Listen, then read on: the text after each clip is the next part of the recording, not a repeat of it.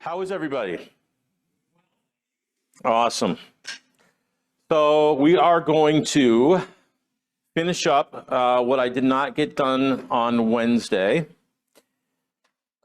with rhetoric. And then next week, we're going to do diatribe, which is a form of rhetoric. And we just can't do it today because I didn't finish, unfortunately. And that's just because I go off on too many tangents, right? My mind is like not focused. So let's have a word of prayer and we'll get started. Lord, it's great that we're here. We're thankful that we're together. And I hope, Lord, that everybody that's here listening from wherever is ready to hear something, maybe something special they haven't heard before about the scriptures, maybe just a new way to look at things, to deepen our understanding and broaden our horizons about who you are, because that is the importance that we're trying to get from this, from the Bible, and from those that have gone before us and spoken of things of you and written about you and their relationship with you and your relationship with us. So open our hearts and minds and bless the service. Amen. So last Wednesday, we talked about rhetoric, and it was supposed to be the last one, but I couldn't finish it. So we're going to finish that this morning.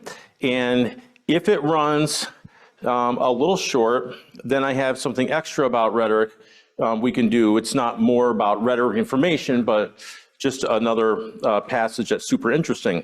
Because I said I bought books about rhetoric and I hadn't read them yet. Well, I started reading some this week, and I got some really neat stuff out of it from Romans. I got two books. One is very textbook-like and doesn't seem super exciting to read. Can only read a small amount for me at a time. The other one's a little easier. They both have a little different viewpoint or opinion on it, which is kind of neat. And also, if you just do a search online, type in something like rhetoric in Romans or Paul and rhetoric, you will find many different viewpoints on rhetoric as found in the Bible. And specifically, if you're looking for about Paul, he uses it a lot. And some scholars don't believe that he's using rhetoric as much as others, but others believe that he's using rhetoric frequently from different passages. And every time you read either one, you get a little different viewpoint of what Paul's trying to say, or a little a scope into his background or the background of the people who he's talking to. So, yes? Could you give a good definition of rhetoric to start this out?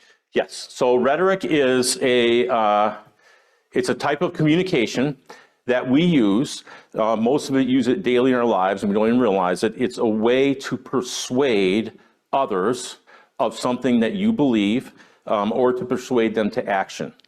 And it's not, it can be literal in its source, but what is being communicated is meant to be in a non-literal form so that you're enhancing or oversaying what you're trying to say so that it sinks in.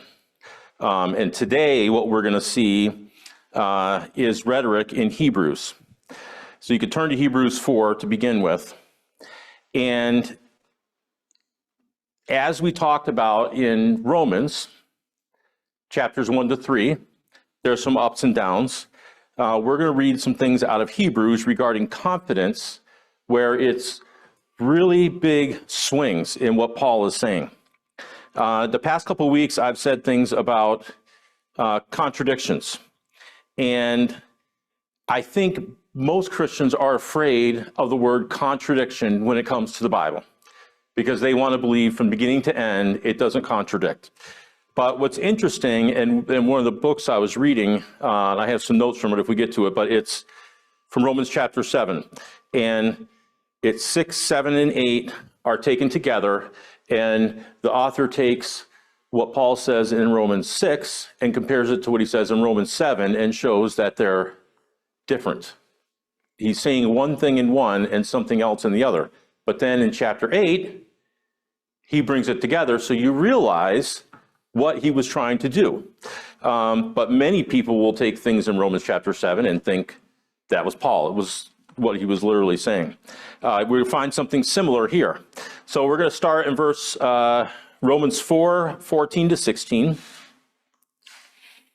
It says, "Therefore, since we have a great high priest who has passed through the heavens, Jesus, the Son of God, let us hold fast our confession.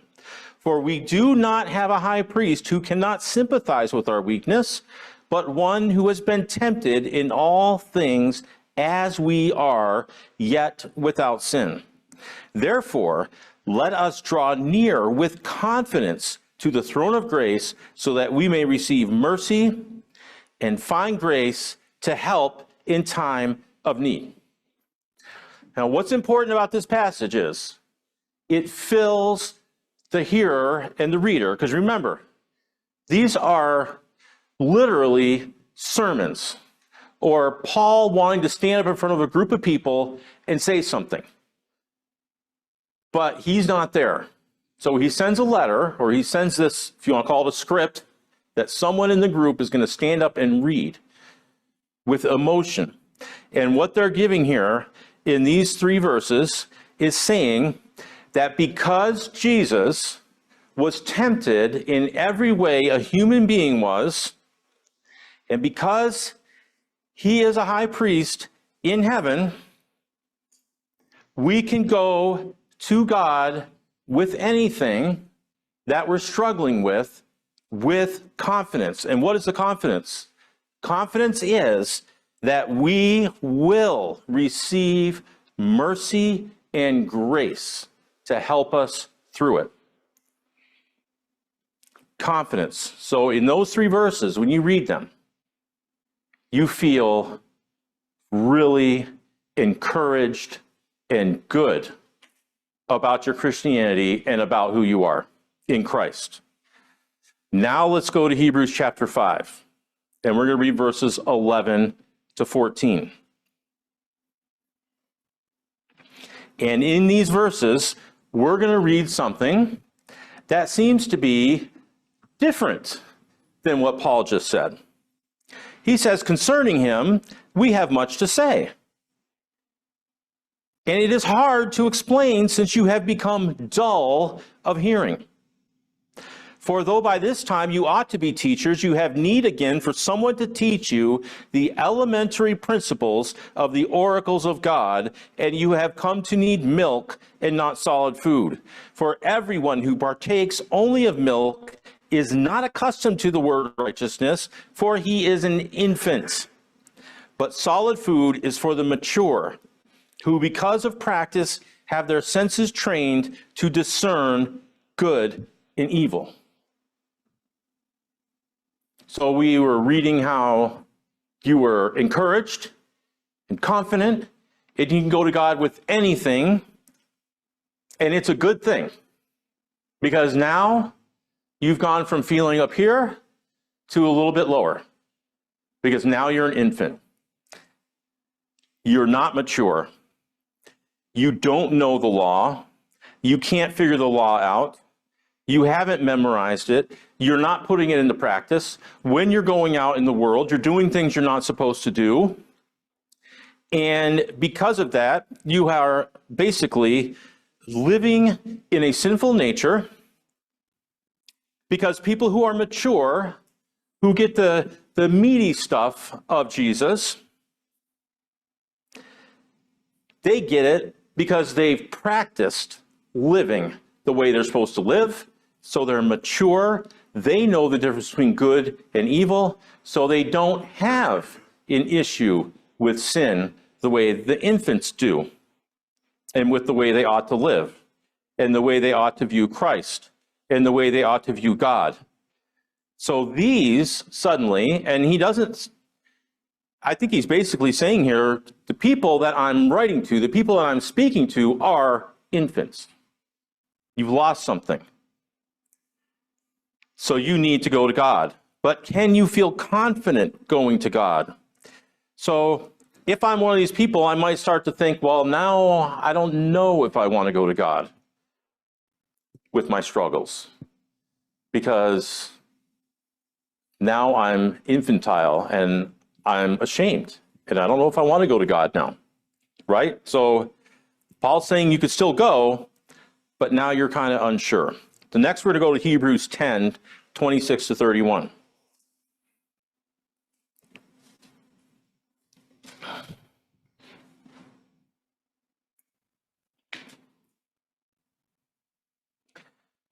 We read, "For if we go on sinning willfully after receiving the knowledge of the truth, there no longer remains a sacrifice for sins, but a terrifying expectation of judgment and the fury of a fire which will consume the adversaries."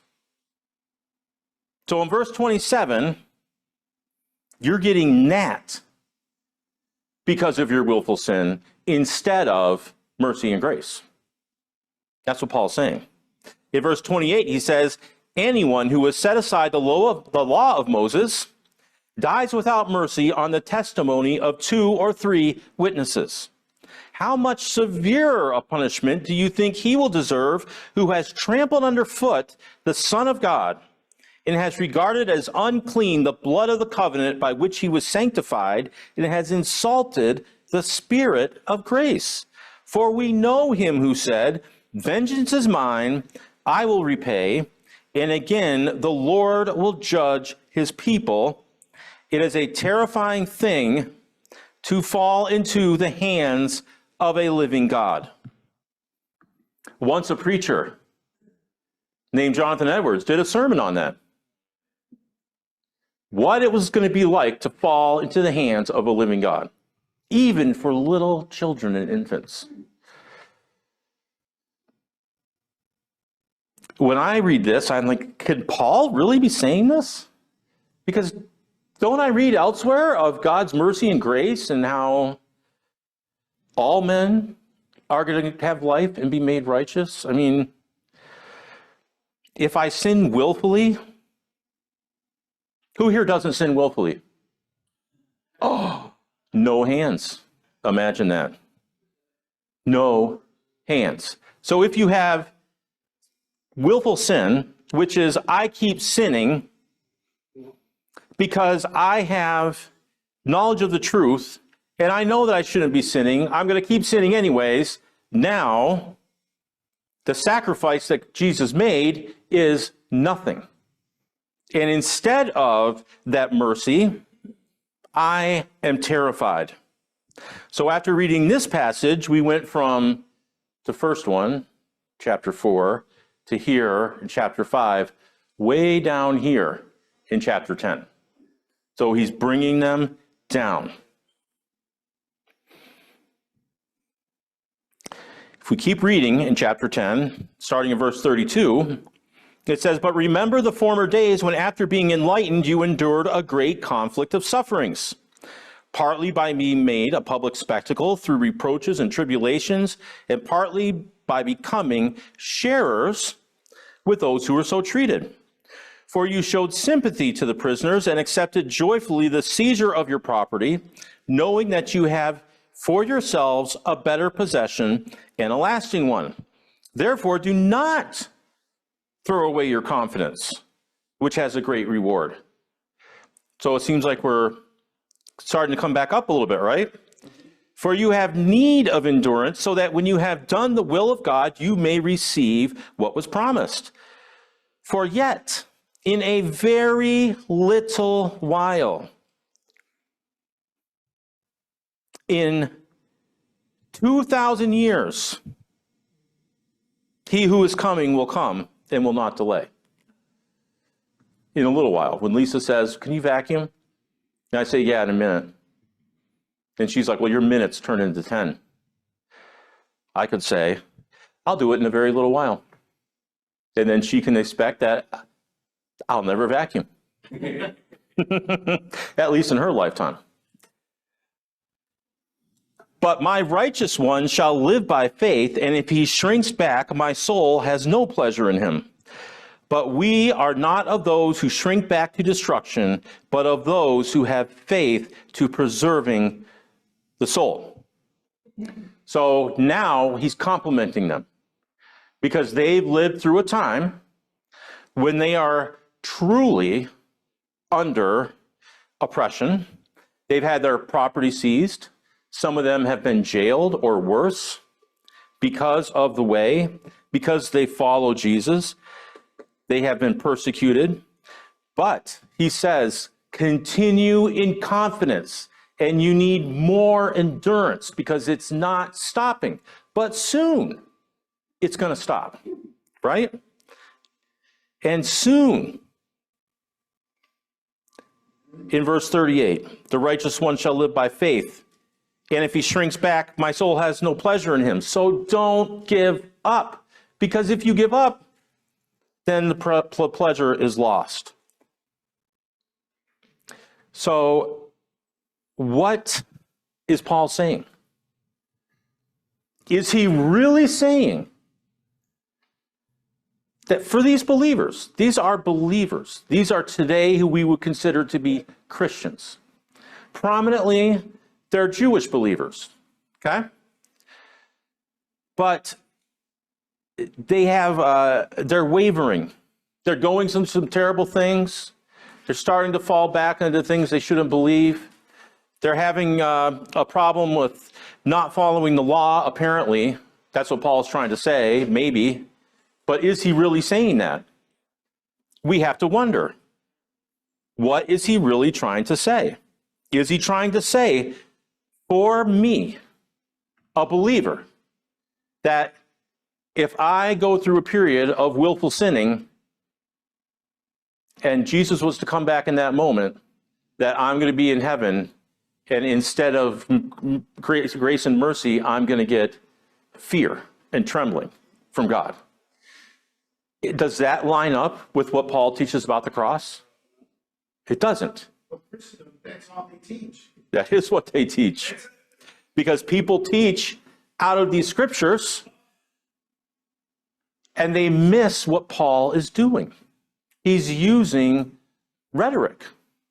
He's saying, this is what it's like under the law that you're trying to follow so much. He's giving Old Testament quotes, which I don't have here, but you can look at them in your references. I think back in Deuteronomy, he's saying, this is according to that what you deserve. But it's not what you're going to get.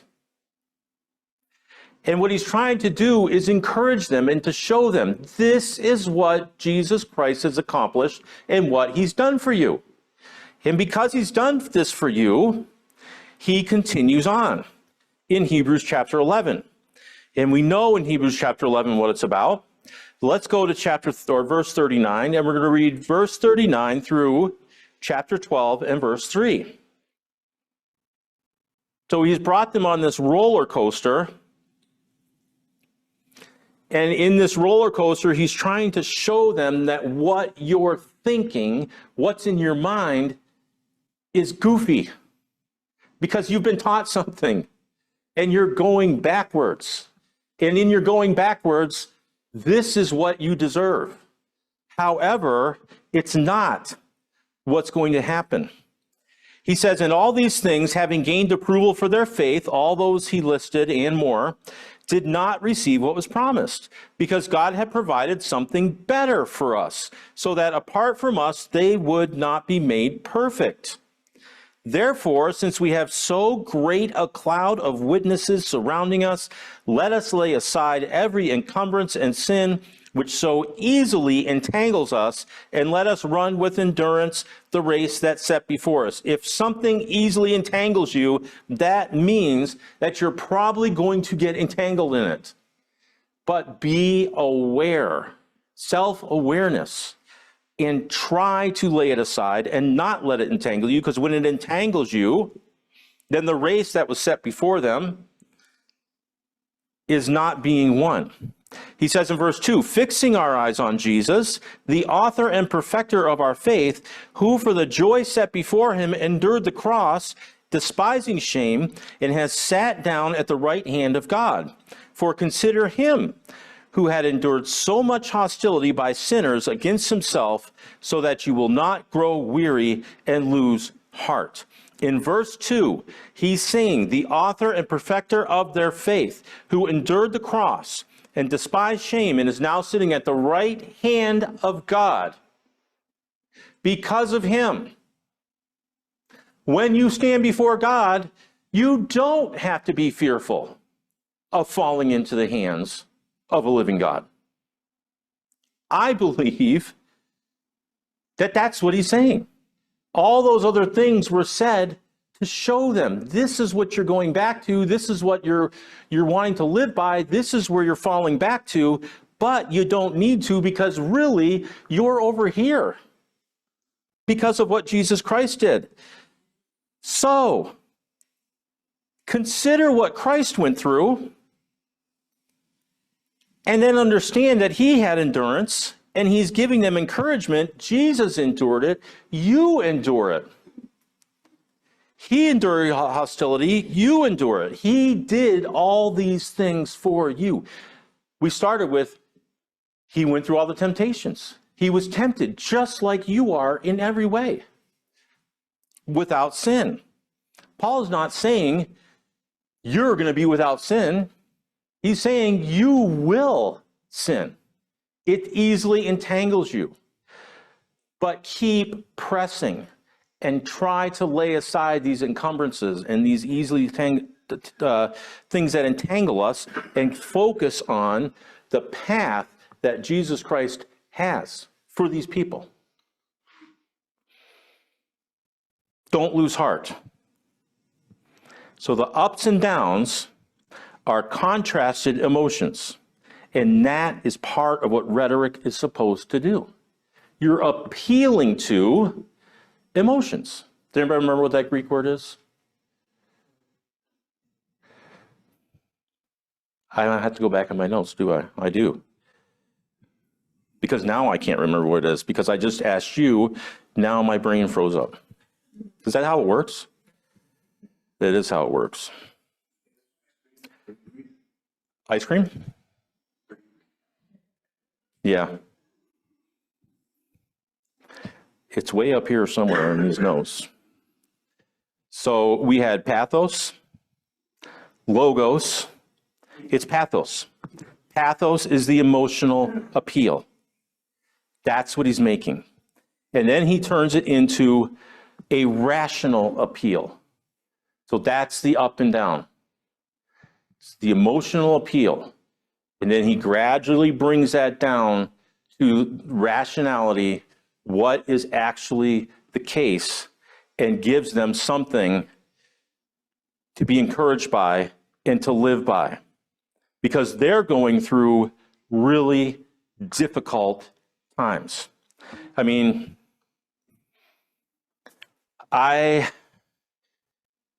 our nation, I hear preachers, and the past few days I've found this page that I wish I hadn't found, but I've been drawn to listening to preachers give bad sermons, and I'm like, it seems to focus on Baptists, so I'm like, I hope I don't pop up in there someday.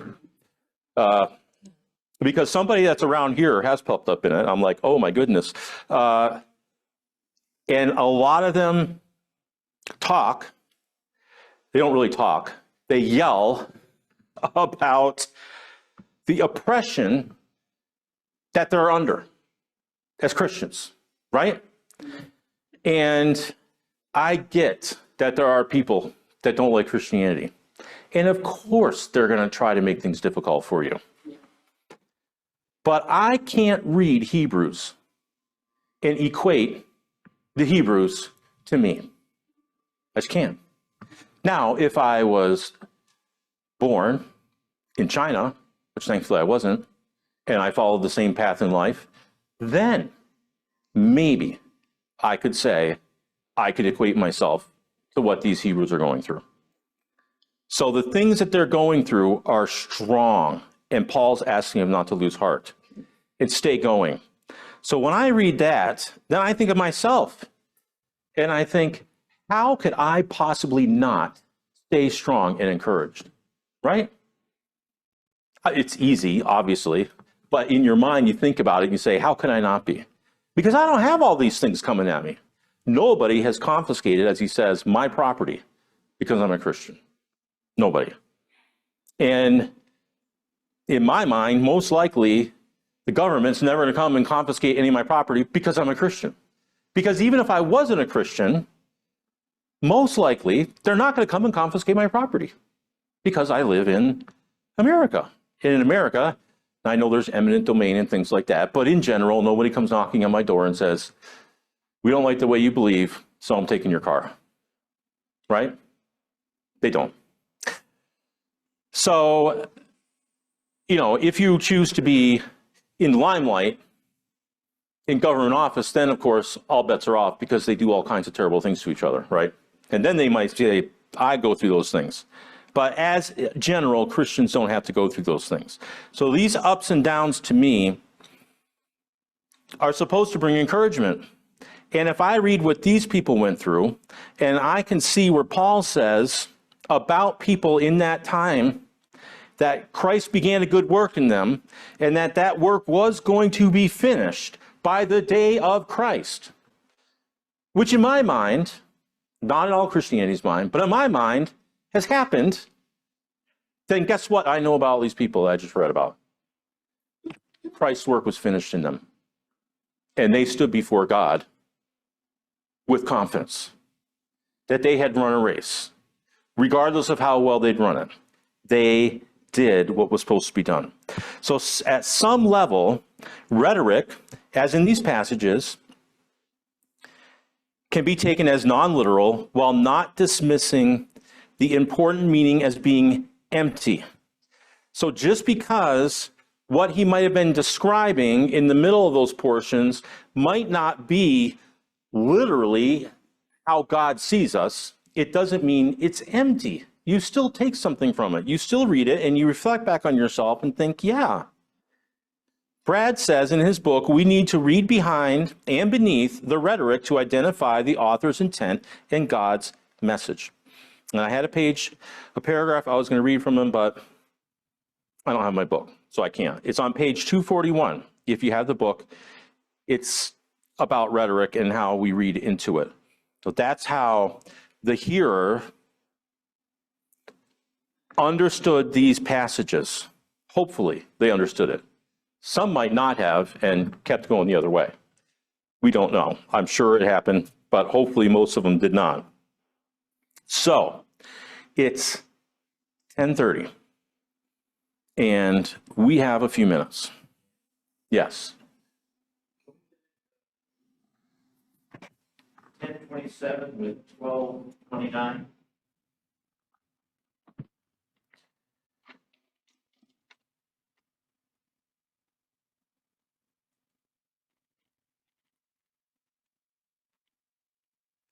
For our God is a Consuming fire. Yes. and 10:27. By faith, let's see where. It'll be a terrible fury of fire. Yeah, the fire. It's God who is the fire. Yes. So he works within you, Yep. and that's what's burning inside of you. To get right, go from the old to the new. Correct. So,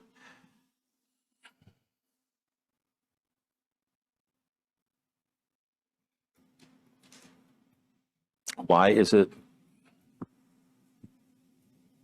I had a note on that I was just going to read you from his book, now that you mention it, but I keep hitting this page and it comes up and then it goes blank. So, you know. Well, the average Christian believes, going to go to hell Yes, or purgatory. correct. And they don't understand what the purpose is for them going. Or not for them going to hell, but for what God's fire is for. In the note, that's what it discussed. So let me hope that this other page is going to work, or I'm going to have to completely shut us down here. We're going to go to Romans 7. Yes.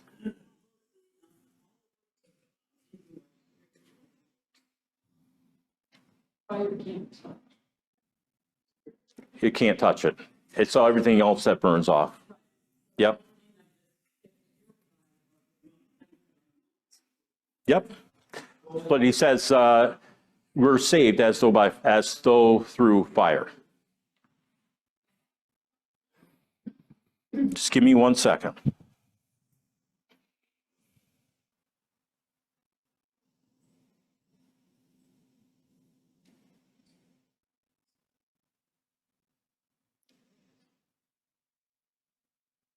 Okay. So turn over to Romans 7. And we're going to look at some more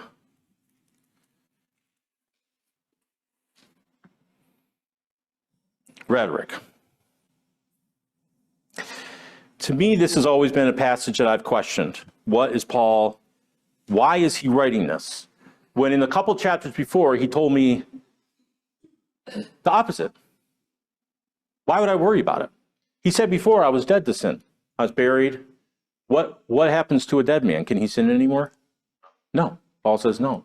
So when you're raised up, what are you raised up without? Sin. It goes down, right? It's left in the grave. We sin, obviously, but Paul is saying that from God's point of view, he's taking care of this problem for you. You'll still do it because you're a human being living in the world on earth, but you don't need to worry and fret about some severe punishment from God. It does say your sin will find you out, and oftentimes when we sin, something happens because we sinned, right?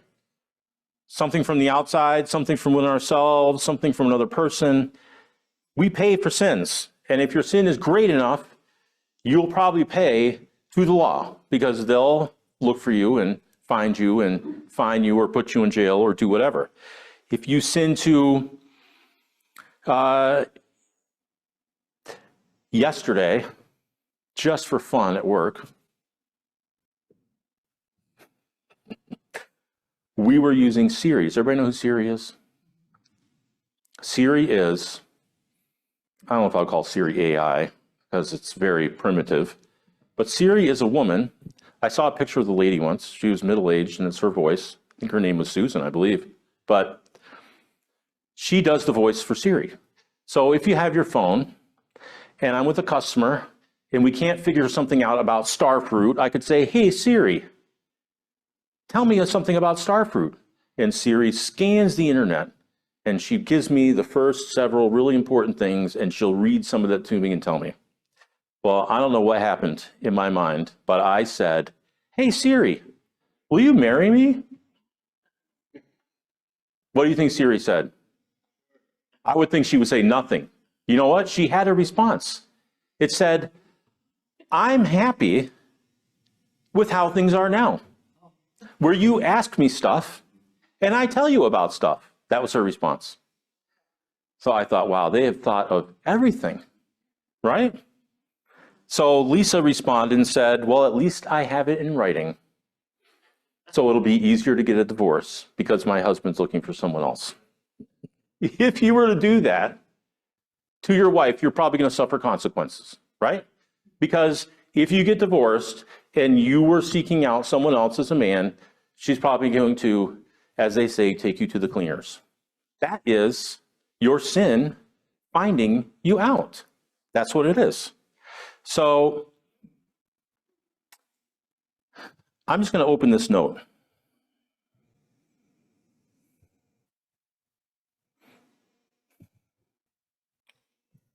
There is a debate over the identity of the I in Romans 7. It arises out of the apparent contradictions in the surrounding text. So Romans 6-8 is one literary unit that includes a number of diametrically opposed statements, such as in chapter 7, verse 14, I am carnal, sold under sin.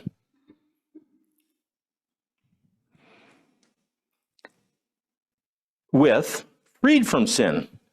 in chapter 6, verse 7, verse 18, verse 22, in chapter 8, verse 2. Sin that dwells in me in chapter 7, 17, and 20, with who died to sin, 6, 2, and 11. And the Spirit of God dwells within you, chapter 8, verses 9, 11. Another one, captivity to the law of sin in verse 23 of chapter 7, with shall not have dominion over you in chapter 6 and verse 14. And you did not receive the spirit of bondage in chapter 8, verse 15. So in chapter 7, Paul says things, and he uses I, so you might think, if you didn't know what rhetoric was, that he's talking about himself.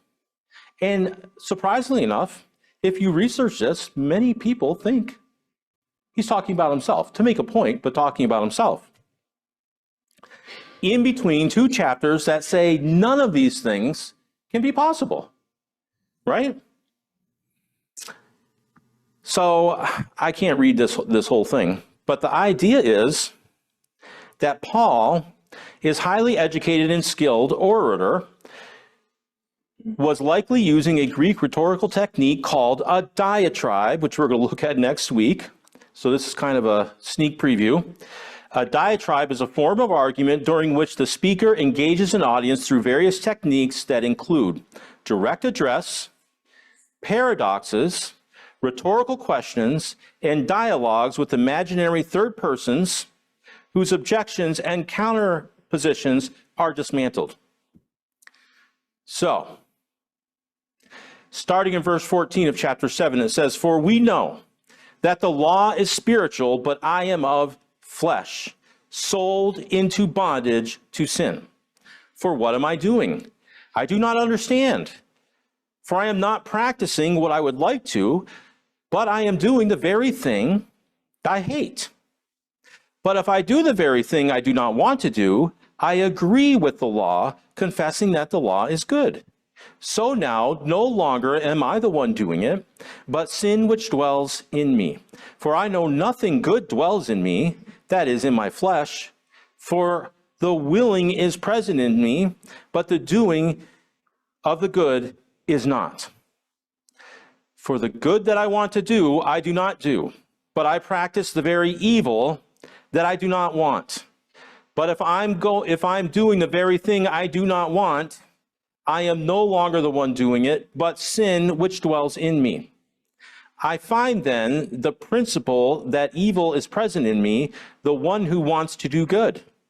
For I joyfully concur with the law of God in the inner man, but I see a different law in the members of my body, waging war against the law of my mind and making me a prisoner of the law of sin which is in my members. Wretched man that I am, who will set me free from the body of this death? Thanks be to God through Jesus Christ our Lord. So then, on the one hand, I myself, with my mind, am serving the law of God, but on the other, with my flesh, the law of sin. If you don't take this as rhetoric, you take this as something that Paul is telling us that happens in us all the time, and he's telling us this is how we should view ourselves, because this is how he views himself. Even though in the chapter just before, in the chapter just after, as we're going to see, he's contesting that and saying no. So what is he doing? This is a diatribe. He is using an imaginary person, which is supposed to be representative of the people he's talking to, because he knows, because someone's communicated to him, this is what they're thinking. They're falling back and they're not getting what Jesus Christ did for them on the cross. So he's explaining to them throughout Romans up to this what Jesus Christ did on the cross. And then he's taking a step back and he's saying exactly what someone he's writing to is saying, or what he imagines that they're saying. I'm stuck. I'm a prisoner to sin. What Jesus did for me didn't do anything. I'm still stuck. I'm still a prisoner. I'm not free. I'm fighting fighting. And because I'm fighting, I'm worried about the law. And I'm worried about what God's going to do. Because I'm not free. And I don't see any mercy. All I can see is I'm evil, evil, evil to the core. And that's all I want to do. What do you think about that? Yeah, what a wretched man I am. Who is going to deliver me? Who is going to snatch me out of this body and get rid of it? Because my life in this body, according to this passage, seems pretty worthless, right?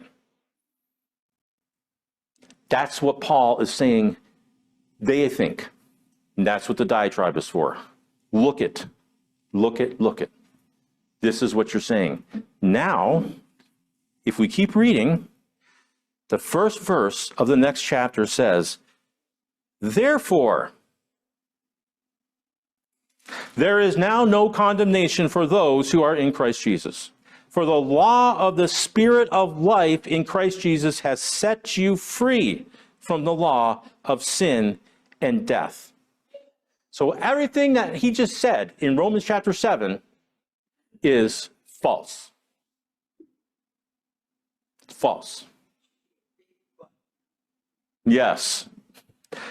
So, if you hear, in my mind, understanding what rhetoric and diatribe is, if I hear someone preaching from this and condemning me or the people in the audience and the fingers pointing back to themselves for what's going on in chapter 7, then I'm thinking they missed something. They missed it. There isn't a sermon for these passages other than to say Romans chapter 8, verse 1 and Romans chapter 6. Remember what really God thinks of you, what he really thinks. And you're not worthless, and you're not evil, and you're not wretched, right? You're not. Not in God's eyes. And I'm going to stop right there.